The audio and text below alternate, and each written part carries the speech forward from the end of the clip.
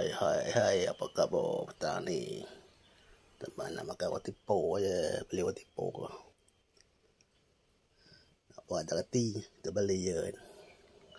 Hari ni kena roti po sekaya.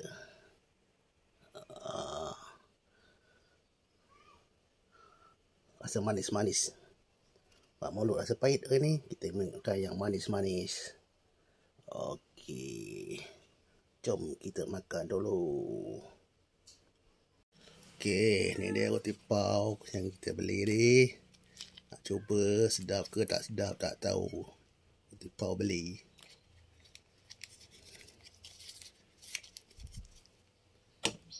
Ini buka. Oh, roti dia. Oh, ni roti dia. Roti sekaya. Bismillahirrahmanirrahim. Bah, lembut.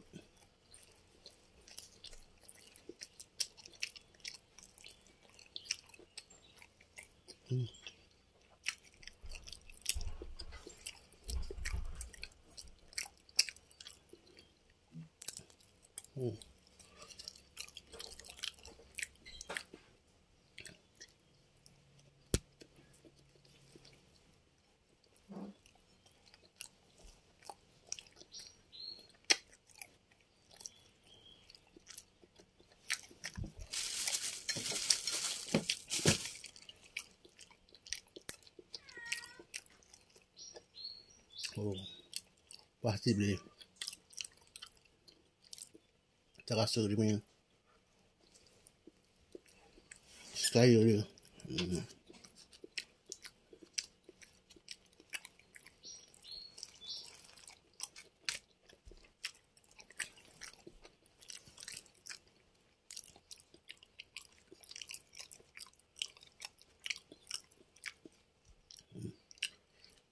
Dia punya inti.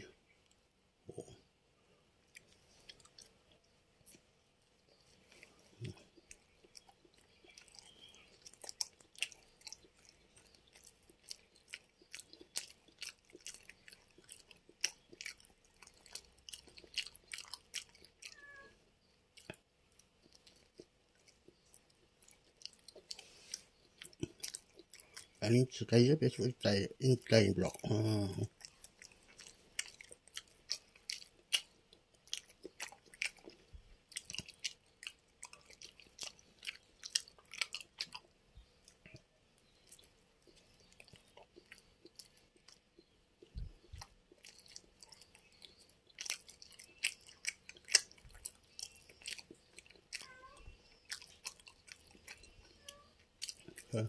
Last. Habis.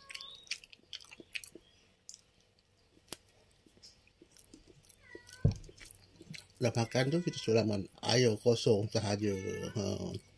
Jangan minum manis dah sebab kita dah makan manis. Okay, bye semua.